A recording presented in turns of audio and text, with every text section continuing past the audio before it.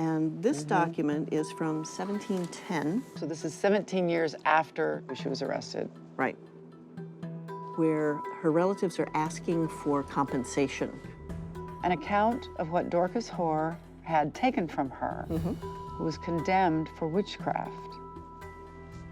It was signed by, oh my goodness, yes. If you'd like to take a look. This is a copy, though, isn't it? Isn't this a... You're actually touching a document from the 1600s. Oh my gosh. Dorcas Hoare. Yes, that was my 8 times great-grandmother. Oh my goodness. 28 June, is that a 7? Yep. Yeah, 1678. Dorcas was born in 1635, so in 78 she was 43. You're a quick wit. Okay, Yeah. and it looks like some kind of an invoice or a receipt or something? Yes, it is. Yes, it's a kind of invoice. A note of particular, I can't read. Well, this is a transcription of the document. A note of particulars suspected to be lost or stolen by means of Margaret Lord or her confederates, Dorcas Hoare and her daughters.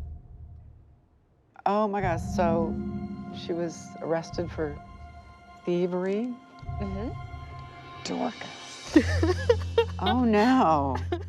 So what we have here is a document that explains items that are suspected to be stolen by Dorcas Hoare, your 8th great-grandmother. Yes, and her daughters. And her daughters. Stolen money, a handkerchief, pounds of sugar, lace and fine ribbons, oriental pearls, coral and amber. Whoa. A well-grown pig.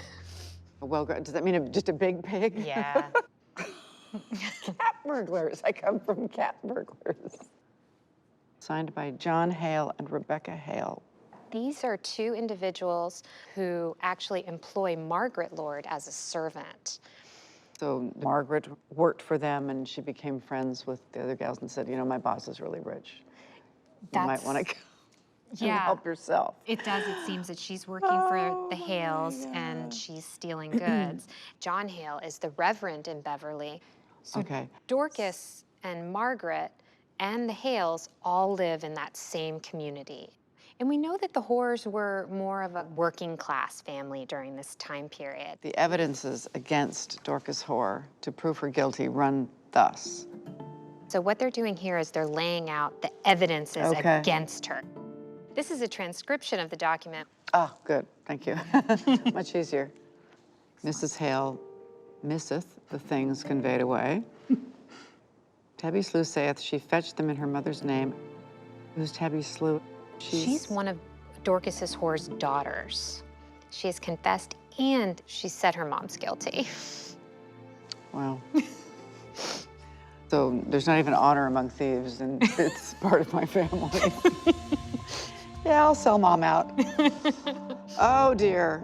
For the oatmeal, Annis Hoare confesseth her mother knew of it, and yet she never restored it. Annis, yes, she's my 7 times great-grandmother. Right. Let's see, she was born in about 1664. Makes her 14. You have a good memory. Yeah, she's just 14 years old here. Mom made me do it. Would it have been more unusual for women to be doing this rather than the men? You'd think that they'd have the men do it. You know, instead of mother and daughter like a bunch of feminist bandits, you know? This case is for sure super unique, Jean. The amount of goods that we're seeing stolen. Where's Dad? It doesn't sound like he was really involved. It does seem that Dorcas plays the star role in this. Yeah. What have you been told so far? Well, I found out that Dorcas Hoare, my 8 times great-grandmother, in 1692, she was arrested for witchcraft and sorcery, and she was not executed because she confessed. Yes. At this point, just any information I can get about her is what I'm hoping for. I have a few answers for you. Well, she ran for mayor and she won, right? No, not quite, okay. not quite. In the years afterwards, people did recognize that things had gone wrong. And this document is from 1710. So this is 17 years after she was arrested. Right. Where her relatives are asking for compensation. an account of what Dorcas Hoare had taken from her, who was condemned for witchcraft. It was signed by, oh my goodness, yes. It was signed by Annis? Yeah, you see. Oh, that? and John King, Annis's husband. Yes. Because that was one of my biggest questions after the last couple of days was, where are her daughters? So families stuck together. I love hearing that. So they're billing the government? Yes. Once you've been convicted and sentenced, that's when the Crown can come in and seize all your goods. I see. And they've articulated all the things that it cost them because their mother was in jail. But clearly, the family stayed by her. They were taking care of her. They were making sure that she was clothed and warm and made sure she was fed properly. Right. Even though she was already convicted at that point, they're still there supporting her.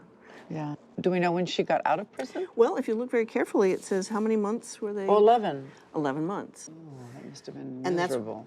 the jails in those times. I can't imagine. Well, even in the dungeon, that would be a stone-walled cellar, and they would have all sorts of shackles and chains, very cramped quarters. And imagine cold and damp. Yes, well, cold in the winter. So she was there through the winter of I was 1692 going to say, and that must have 93. been she was a tough lady. Must have been. That's a long time to be in jail.